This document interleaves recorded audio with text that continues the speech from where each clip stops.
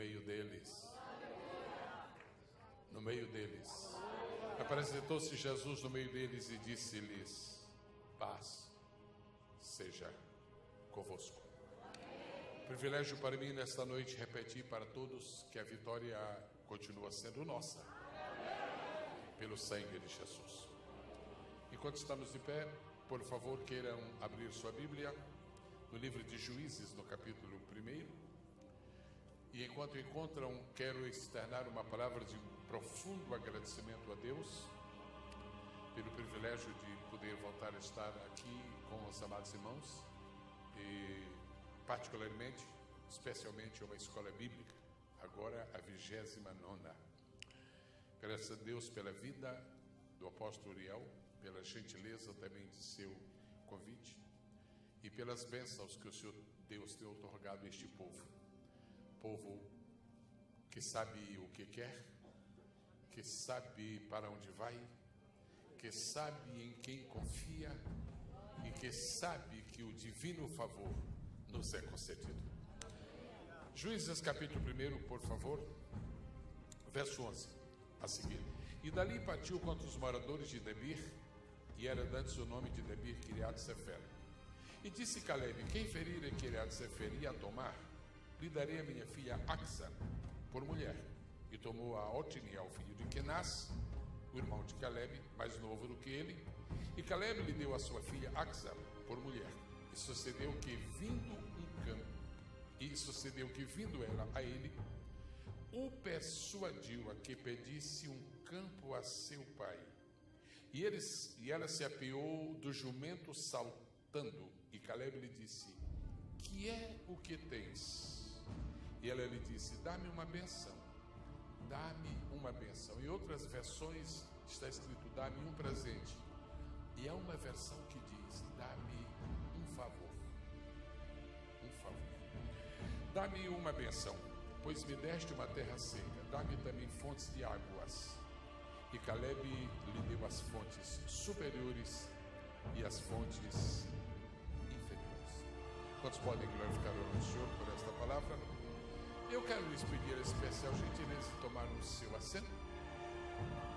As palavras não serão muitas, mas espero que sejam coerentes.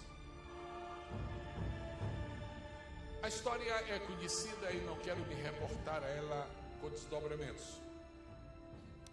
É uma escola bíblica, mais uma escola bíblica. Graças a Deus por ela. Só existe escola bíblica porque existe Bíblia.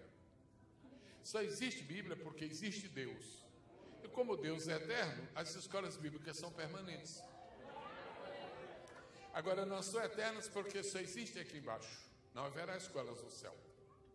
Por isso, Jesus gostava de ser chamado de mestre aqui embaixo, porque não será chamado de mestre lá em cima, porque lá não precisaremos de escola, porque não haverá ignorância.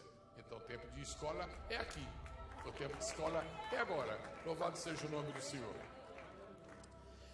Quando se vem para uma escola, alguns fundamentos devem estar nos orientando. Por exemplo, a certeza de que a Bíblia vai ser aberta outra vez para nos trazer alguma coisa nova de Deus. Não há nenhum de nós aqui que goste de inovações, mas todos amamos as novidades de Deus. Nós já começamos a nos deleitar com o morto falando, com o morto vivo. Isso significa que realmente há sempre coisas preciosas na Escritura Sagrada. Eu gostaria de sugerir aos amados irmãos que estão aqui nesta noite que levassem em consideração um pequeno enunciado. Quando uma história é narrada na Bíblia uma vez, ela é importante. Primeiro, ela é verdadeira. Só está na Bíblia porque é verdadeira. Quantos dizem amém? Segundo, além de ser verdadeira, ela é importante. Nada sem importância está na Bíblia. E mesmo as coisas que não tinham a menor importância, só porque estão na Bíblia, se tornaram importantes. Não existe uma supervalorização de jumento. Não existe. Mas como entrou na Bíblia, Jesus montou nele, pronto. Tornou-se altamente importante. Ninguém tomaria tempo para fazer a apologia do galo, mas se é um que canta diante de um apóstolo, aí esse galo fica importante. Se está na Bíblia, é importante. Mas o que eu queria dizer é o seguinte: Se você nota um texto na Bíblia, uma história bíblica, um relato bíblico que aparece uma única vez, vamos valorizar, vamos estudar. Agora tem uma coisa, se o mesmo relato, a mesma história aparece duas vezes, não é de bom alvitre que nós deixemos passar isto, porque esta mesma história está mais que uma vez na Bíblia. Há pessoas que acham que não precisavam os evangelistas estar repetindo os milagres de Jesus, mas Jesus acha que precisava, e Jesus sempre está certo. Então nós devemos combinar com ele, concordar com ele e entender que está certo. Esta história de Otniel, de Caleb e de Axa é uma história que está duas vezes. Por quê? Ela está no livro de Josué, na conquista das terras, quando houve a distribuição da herança para o povo de Israel. E como se não bastasse estar no livro de Josué, inicia o escritor do livro de Juízes contando a mesma história. E leitores desavisados, infantis da Bíblia Sagrada dizem: essa história eu já sei, essa história eu já li, essa história eu já ouvi. Essas pessoas têm que aprender com Paulo, que dizia: não cesso de vos dizer as mesmas coisas, porque elas são importantes e sempre merecem ser reditas.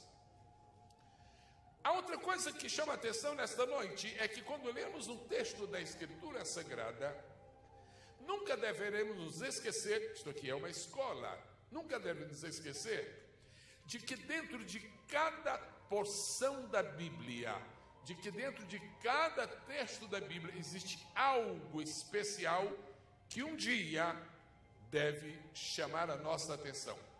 Então, embora Josué e Juízes sejam parte de livros históricos, mas eles não são meramente históricos, ou seja, eles não contêm apenas histórias, eles merecem ser lidos numa perspectiva de revelação divina, porque Deus fala pelos milagres, Deus fala pelas parábolas, Deus fala pelos sermões, mas Deus fala também pelas histórias.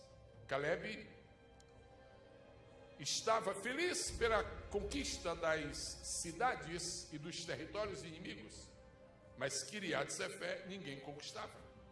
E ele disse: bom, eu tenho que fazer aqui uma estratégia especial. É o seguinte, a rapaziada pode vir aqui, é um desafio. Quem conquistar essa cidade vai ser meu genro. Eu imagino o alvoroço que deu, imagino o atropelo daquela rapaziada. Não era tanto o desejo de conquistar a cidade, era o desejo de ser genro de Caleb. E Otniel foi o vencedor, diz a Bíblia, e foi lhe dada por esposa Axa, que era filha de Caleb, e lhe deu a parte da terra em herança, além daquela cidade especificamente correspondente à sua vitória. Mas o essencial da mensagem é esta: e sucedeu, verso 14, sucedeu que vindo ela a ele, o persuadiu a que pedisse um campo a seu pai, porque descobriu-se com o tempo que não havia muita água, que havia uma certa escassez naquela terra. Então há três coisas distintas que creio que devem merecer a nossa atenção. Há uma terra que foi conquistada junto com as demais terras. Há uma série de fontes, que a Bíblia chama de fontes superiores. E depois há uma outra série de fontes, que a Bíblia chama de fontes inferiores. Uma terra, depois fontes superiores, depois fontes inferiores. Ler este texto como história, só precisamos de passar os olhos e seguir. Meditar nele numa escola já merece mais reflexão. Muito bem. Vamos tomar uma palavra desse texto e procurar o que a Bíblia diz sobre ela ao longo de suas narrativas. Vamos procurar a palavra fonte, porque diz a Escritura literalmente: e Caleb lhe deu as fontes superiores e as fontes inferiores. Já possuía uma terra sem fontes, e agora consegue as fontes que a terra precisava. Fontes superiores e fontes inferiores. Eu gostaria de deixar estabelecido nesta noite, como um princípio bíblico, de que essas fontes superiores, essas fontes inferiores, oferece para nós material, para nós meditarmos pelo menos, se tomarmos umas 8 horas por dia, eu penso que 15 dias estaria muito bom. Essa questão de fontes superiores e fontes inferiores, isso é um assunto que enche a Bíblia. Nesses minutos que estou usando esta noite, eu começo a falar sobre isto, porque é um assunto que enche toda a Bíblia. Eu quero então sugerir, e por isso dizer, que a palavra-chave do texto é a palavra fontes. E eu peço que a escola bíblica repita, por favor, por 3 vezes a palavra fontes. Uma vez. Fontes. Mais forte. Fontes. Só mais uma vez. Fontes. A Bíblia está em 2 locais diferentes, no caso Josué e Juízes, fazendo questão de declarar que o homem de Deus concedeu o favor de dar para uma família fontes superiores e fontes inferiores. Nós estamos pondo aqui os elementos estruturais. Depois se vai navegar. Não precisa somente do tempo de hoje, talvez tenha um pouco mais depois. Vamos levar isto para o terreno espiritual. Deu-lhe fontes. Vamos fazer uma pergunta. Onde é que aparece pela primeira vez a palavra fonte na Bíblia? No plural, fontes. Onde será? Muito provavelmente a primeira vez que aparece a palavra fontes na Bíblia está em Gênesis, capítulo de número 7, quando está o relato de Moisés dizendo que viria o dilúvio, e o dilúvio foi decorrência de 2 atos específicos de Deus.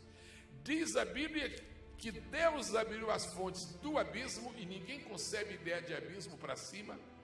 Deus abriu a fonte do abismo e depois abriu a fonte dos céus.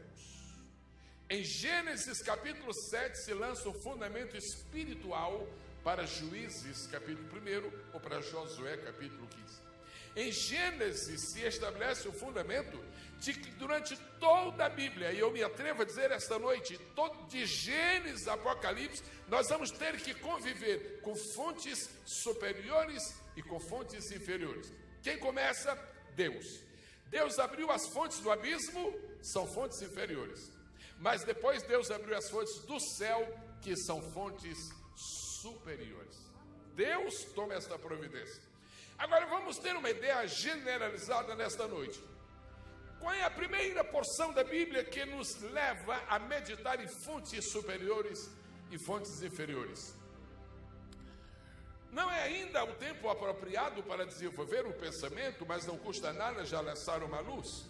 Jesus disse para a samaritana que aquele que beber da água que ele, Jesus, der, vai ter um sinal, vai ter uma evidência. Qual é o sinal? Qual é a evidência? Vai nascer dentro da pessoa uma fonte. Jesus disse que bem beber da água que ele der, vai nascer uma fonte de água viva. Bom, nós aprendemos com Jesus o que ele diz e até aprendemos o que ele não diz. Porque o que ele não diz deve ser o contrário do que ele diz. E ele não diz porque não era a verdade primeira, mas porque se pode comparar, é a verdade segunda. Se quem ouve a palavra de Deus, de Cristo, do Espírito Santo, tem uma fonte que salta para a vida eterna, isso só pode ser uma fonte superior.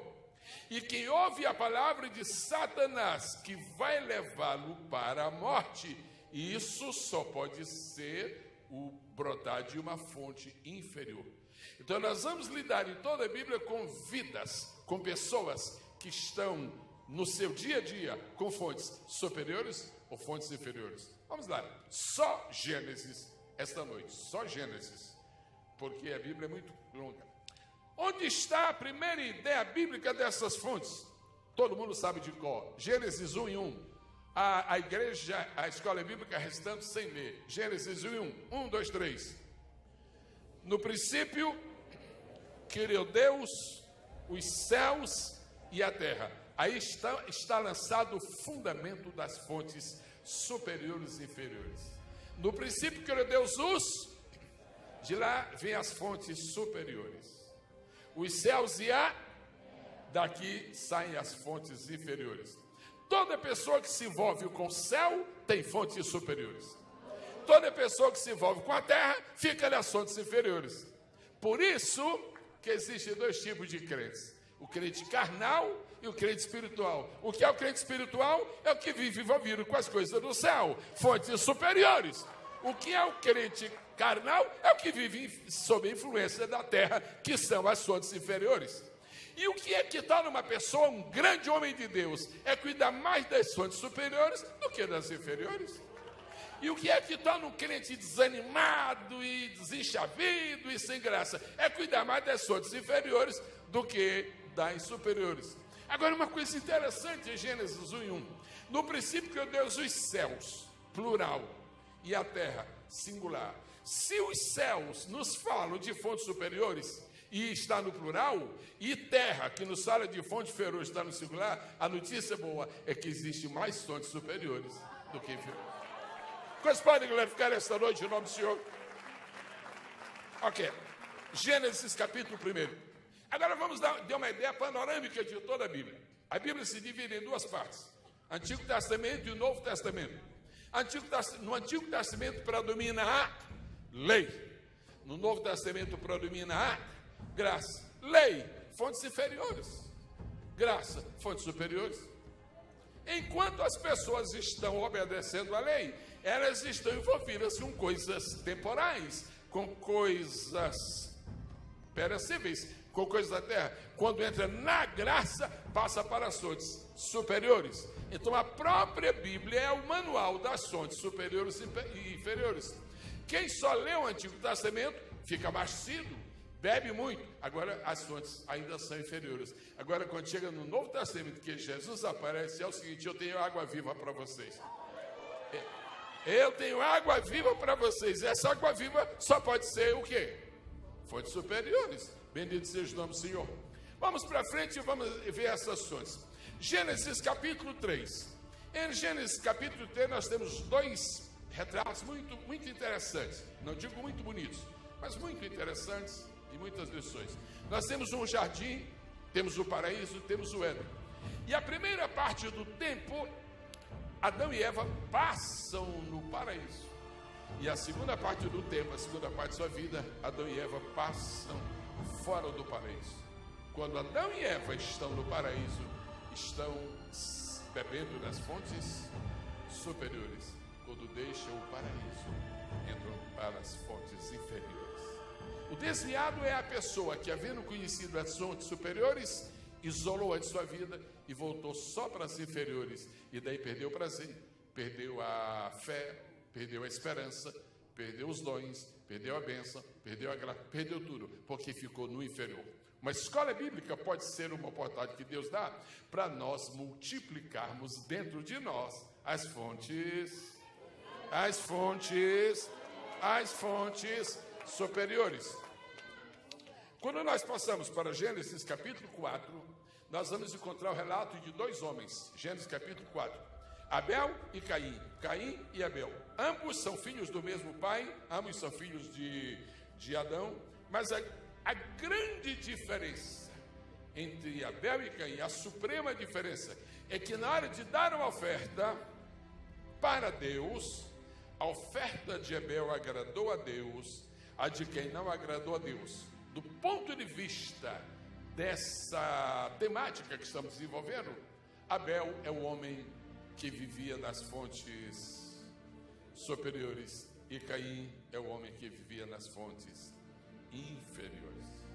Depois se volta para descobrir quais são as características das fontes inferiores. É só estudar cada vida, é só estudar cada situação. Hoje estamos dando apenas uma visão panorâmica. Bom, nós falamos de Caim e Abel. Caim, fontes inferiores, Abel, fontes superiores. Eu penso que nós podemos falar também de Noé. E lá na história de Noé, não é que a mensagem das fontes está presente também? Noé passou 120 anos, olha, bebo da fonte, bebo da fonte, ninguém bebeu. Morreu com sede. Noé bebeu da fonte. E Noé está dentro da arca. Quando Noé está dentro da arca, nós temos duas populações. Uma população bem pequena, 8 pessoas dentro da arca, e o restante da população do mundo fora da arca. Quando nós olhamos para Noé, o que é que Noé está experimentando dentro da arca? As fontes superiores. O que é que o povo lá fora está experimentando? As fontes inferiores. E não há, na verdade, felicidade plena, sucesso total, se nós vivemos somente das fontes inferiores. E a Bíblia diz que Caleb lhe deu fontes superiores às inferiores. As fontes inferiores são necessárias, porque nós precisamos de dinheiro. As fontes inferiores são importantes, porque nós precisamos de alimento, precisamos de vestir. Mas Jesus diz, cuidado com essas fontes inferiores, tendo prioridade na vida de vocês. Vocês não sabem que a coisa mais importante não é alimento? Por quê? Porque é fonte inferior. E o que é mais importante? Aí Paulo diz assim, deixa comigo que eu falo. O mais importante são a fonte da fé, a fonte da esperança e a fonte do amor. Isso vale mais do que dinheiro, vale mais do que alimento, vale mais do que patrimônio, vale mais do que gado, vale mais do que ações, vale mais do que tudo. Fontes superiores. Nós vamos continuar a precisar neste mundo das fontes inferiores, mas nunca esquecendo que a prioridade na nossa vida, a identidade da nossa vida deve ser marcada pelas fontes superiores. Vamos dar uma olhadinha agora em Gênesis 13. Uma família, a mesma família, é um tio e um sobrinho. O tio se chama Abraão, e o tio se chama Ló, e o sobrinho se chama Ló. O Abraão é crente e herói da fé. Agora Ló não é desviado. Ló não é desviado. Ló é chamado em primeiro, demorou para a Bíblia dar um qualificativo para Ló. Demorou, mas lá em Pedro, antes da Bíblia terminar, isso é justo, é justo. Agora a diferença entre Abraão e Ló é que Abraão, a característica principal de Abraão era a sua fé. E a característica principal de Ló era a sua justiça. Mas era uma justiça passiva. E coisa triste é uma justiça passiva quando não atenta para uma fé ativa. Melhor do que uma justiça passiva é uma fé ativa. E por isso o nome de Abraão, por causa de sua fé, está nos heróis da fé. E o nome de Ló não está. E você, pastor, por que o nome de Ló não está em Hebreus 11? Porque o livro de Hebreus 11 não é de que é herói da justiça, era herói da fé. E herói da fé não era Ló, herói da fé era Abraão. Mas se um era justo, o outro era santo, se um era justo e tinha fé, os dois tinham fontes. A diferença capital é que as fontes das quais ia para se descedentar Abraão eram fontes superiores. E as fontes que abasteciam Ló eram fontes inferiores. Vamos ver uma diferença, então, de prioridade de fonte superior e fonte inferior. 3 anjos chegam à casa de Abraão. E quando chegam à casa de Abraão, Abraão olha para os 3 e aquele ali eu não sei quem é. Esse, não sei, mas esse do meio eu conheço. Esse eu conheço. E olhando para 3, falou com um e disse, meu senhor. Interessante. Olhando para 3 e falando com um. Porque quem se abastece das fontes superiores não se engana com Deus. Quem se abastece das fontes superiores não se confunde com... De vez em quando se ouve o senhor dizer, irmão, me escute, olha, eu vi a seguinte profecia, assim, o que é que o senhor acha? Uma pessoa que tem dúvida se uma profecia é verdadeira é porque não conhece a palavra de Deus, é porque não conhece a verdade, porque quem conhece a verdade já sabe que ali nada se parece com a mentira, e toda profecia é verdadeira se estiver embasada na palavra de Deus, fontes superiores. Então, Abraão olhou para os 3 e disse, ó meu senhor, no dia seguinte, lá vem os 2, porque um não foi a casa. A casa de Ló não era digna de receber aquele terceiro, que na verdade é terceiro, mas é o primeiro. Então, no dia seguinte, 2 vão à casa de Ló. Quando chegam na casa de Ló, vou repetir, Abraão olha para os 3 e fala com o meu senhor. Ló olha para os 2, meus senhores. Essa é a diferença. As fontes superiores só precisam de um Deus. As inferiores, qualquer um é Deus.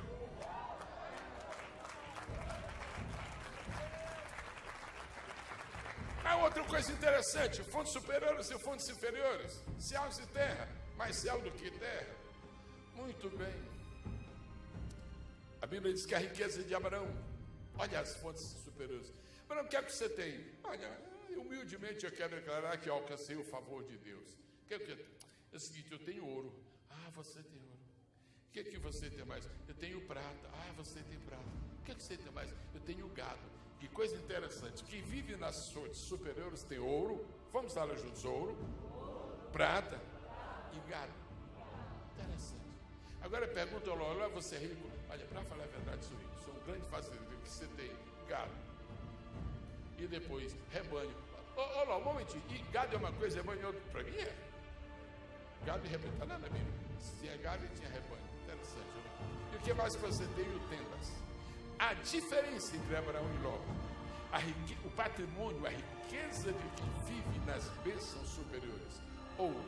E espiritualmente falando, você sabe o que o ouro significa? Significa o quê? A palavra de Deus. Significa o quê? A própria realeza de Deus. Significa o quê? O mistério do próprio Deus. Significa o quê? A pureza de Deus. Ouro. Prata. Prata é o símbolo da nossa redenção. Então isso fala da salvação. E gado é um animal que se usa para também nos alimentar. Então, um momentinho. Se a riqueza de Abraão era ouro, prata e gado, ouro, espiritualmente, simboliza a palavra de Deus, é para o espírito. Prata simboliza a redenção, e a Bíblia diz a redenção da sua alma é caríssima. Então, prata é o suprimento para a alma, e gado é suprimento para o corpo. Quem vive na providência, no favor das bênçãos superiores, tem suprimento para o espírito, para a alma e para o corpo. Agora o Ló e agora rebanho só serve para o corpo. E o que mais? Gado é só para comer. E o que mais? Tenda. Tenda não tem estabilidade. Tenda pode ser muito boa, mas tenda não tem alicerce. Quando sopra o vento, não precisa de tsunami, não. Um vento mais ou menos como o que deu há 2 semanas por aí, é bastante. Então, Ló é um homem sem consistência. Se nós queremos ter uma vida consistente, se nós queremos ter uma vida abundante, se nós queremos ter uma vida que, na verdade, desfrute na plenitude do favor de Deus, nunca esqueçamos, bênçãos superiores devem estar prevalecendo em nossa vida sobre as bênçãos inferiores. Quantos podem glorificar o nome precioso do Senhor? Estou falando sobre Gênesis 13, porque Gênesis 13 fala de Abraão e Ló. Mas por que nós não vamos a Gênesis capítulo 21? Aí nós vamos encontrar Sara e Agar. Sara e Agar. Sara representa aquela que vive nas bênçãos, nas fontes superiores. E Agar, as fontes inferiores. Sara é aquela que espera conceber como promessa de Deus. Agar é aquela que vai conceber como manobras humanas. Crentes espirituais não fazem manobras. Crentes espirituais não fazem chantagens. Crentes espirituais não dissimulam. Crentes espirituais sabem que vale a pena gastar um tempo, esperar um momento, mas viver da bênção de Deus. Não há nada que substitua a bênção de Deus. Não há nada que substitua a bênção de Deus. E para Deus estabelecer, então, este princípio de valorização das superiores sobre os inferiores, Abraão é pai de Isaac e é pai de Ismael. Os dois existem, já estão grandinhos. Deus chega e diz assim: Abraão, eu quero que tu vás ao monte oferecer o teu filho, o teu único filho. Toda a Bíblia tem isso, o teu filho e o teu único. Abraão não discutia com Deus, mas imagina, Deus, o que é isso? Quando o Senhor disse que é meu, eu entendi. O que o Senhor disse? O teu. O que é mais que o Senhor disse? Único. Único. Deus, único. Sim. Ismael, meu filho, Abraão é o único que veio das fontes superiores. Isaac é o filho das fontes superiores. Ismael é o filho das fontes inferiores. Todas as coisas que nós conseguimos pelo favor de Deus, pela graça de Deus, pela oração a Deus, pela paciência em Deus, pela perseverança de Deus, são fontes superiores e são estáveis. E Deus dá testemunho. Então Deus está dizendo: olha, quando eu digo que Isaac é o teu único filho, é porque nas fontes superiores tu só tens um filho. E esse que está aí, porque tu me pediste, eu vou abençoar. Mas daqui a 1000 anos, a 2000 anos, a 3000 anos, a 4000 anos, tu vais ver. Ainda vai ver até, Abraão, um negócio de Estado Islâmico. Muito bem. Muito bem, vamos lá. Quando você chega em Gênesis capítulo 27, de novo, as fontes superiores e as fontes inferiores. Ali está Isaac, que tem 2 filhos, um se chama Esaú, o outro se chama Jacó. São 2 filhos de um homem de Deus. São 2 netos de um varão de Deus. São 2 homens que nós vamos prestigiar muito. Só que tem uma coisa: um só cuidava das fontes inferiores. O caso dele era restaurantes bons, eram churrascos gostosos, eram cremes de palmito e prato de lentilhas. Não interessa a minha primogenitura. Se eu estiver com o estômago cheio, aí estão as fontes superiores esquecidas e as fontes inferiores supervalorizadas. Quem sabe Paulo devia estar pensando nisso quando ele disse: existem algumas pessoas cujo Deus é o ventre. Pastoreando igrejas ao longo dos anos, quantas vezes eu vi pessoas que eu conhecia assim no dia a dia. Essas pessoas, num domingo, eram capazes de levar a família inteira, eram capazes de levar amigos para um restaurante e pagar uma soma alta por um churrasco. Mas quando chegava o dia de missões, tinha que dar a última moeda. Isso é espírito de Esaú. Isso é amor às coisas que são inferiores e desprezo pelas coisas superiores. E Caleb lhe deu fontes superiores e fontes inferiores. Quais são as fontes que estão dominando a nossa vida? Quais são as fontes que estão brotando na nossa vida? São as superiores ou são as inferiores? A Bíblia toda está cheia disso. E como ela está cheia disso, eu não custa mais, antes que eu termine, mencionar mais um caso. Em Gênesis capítulo 37, nós temos outro caso de uma maioria que estava escrava das fontes inferiores e de um homem que, em contraposição, bebia nas fontes superiores. José foi odiado por seus irmãos, José foi perseguido por seus irmãos, José foi levado a um lugar que poderia lhe ter ocasionado a morte, mas não eram filhos de Jacó? Eram. Mas não eram netos de Isaac? Eram. Mas não eram bisnetos de Abraão? Eram. E como essa gente, como herança comunista, está fazendo isto? Porque Caleb deu fontes superiores e fontes inferiores. Se as fontes superiores não prevalecerem sobre as inferiores, nós seremos iguais àqueles que não conhecem a plenitude do favor de Deus. Então, somente José bebeu nas fontes superiores. E a fonte superior, ela tem uma característica muito especial. Os anos se passaram até o dia em que, dentro do palácio, José declara aos seus irmãos: eu sou José, vive ainda meu pai. E todos de cabeça baixa, envergonhados e amortecidos espiritualmente, entenderam que o homem ou a mulher que vive debaixo das fontes superiores, ele ou ela nunca será derrotado. Quantos podem exaltar a majestade do Senhor esta noite? Quantos podem glorificar a majestade do Senhor esta noite? E para concluir, só mais 2 casos muito especiais da Bíblia Sagrada. Um deles eu vou citar esse caso especificamente, que é o caso do próprio Jacó. Um homem que vivia numa permanente oscilação. Bom dia, tudo bem? O que você está fazendo? Eu estou construindo o altar. Por quê? Porque eu sou um bom crente. Mas depois, o que você está fazendo? Estou fazendo com a estratégia para eu roubar o rebanho do meu sogro. Peraí, você não era aquele homem espiritual? Jacó é o homem que oscila entre bênçãos superiores e bênçãos inferiores. Nasceu Jacó, que está relacionado com bênçãos inferiores. Mas um dia Deus disse: sabe uma coisa, Jacó? Chega dessas fontes inferiores. Agora o teu nome vai ser Israel. Agora tu vai ser o homem novo. Agora, porque tu vai ser o chefe, o líder, o cabeça, a nascente de uma grande nação. A mudança de Jacó para Israel significa que Deus está acenando para nós. Por mais triste, por mais penosa, por mais negativa, por mais oscilante, por mais incompleta que seja a nossa vida, a boa notícia é que chegará o dia em que Deus se encontrará conosco e nós com Ele, lá no Val de Jaboque. E quando Ele nos tocar, nós trocamos de fonte. Nós trocamos de fonte. Nós trocamos de fonte. E Deus precisava dessa mudança em Jacó, a mudança das fontes inferiores para as superiores. Por isso, a Bíblia nunca diz que o povo de Israel é o povo jacobita. Porque se o povo de Israel se chamasse jacobita, seria a lembrança eterna das fontes inferiores. Mas como o povo de Israel se chama israelita, significa que Deus assinalou a lembrança das fontes superiores. Bendito seja o nome do Senhor. E por último,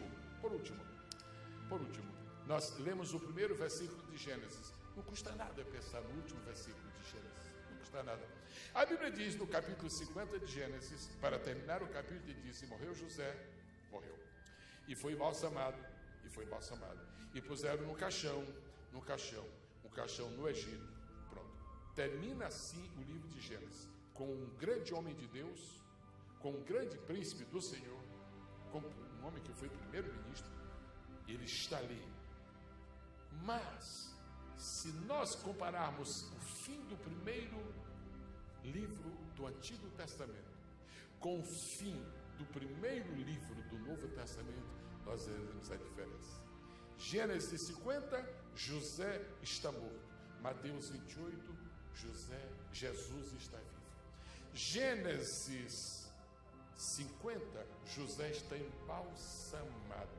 Mateus 28, Jesus está glorificado. Gênesis 50, José está deitado num caixão. Mateus 28, Jesus está em pé numa montanha. Gênesis 50, o povo está levando o caixão para o cemitério. Mateus 28,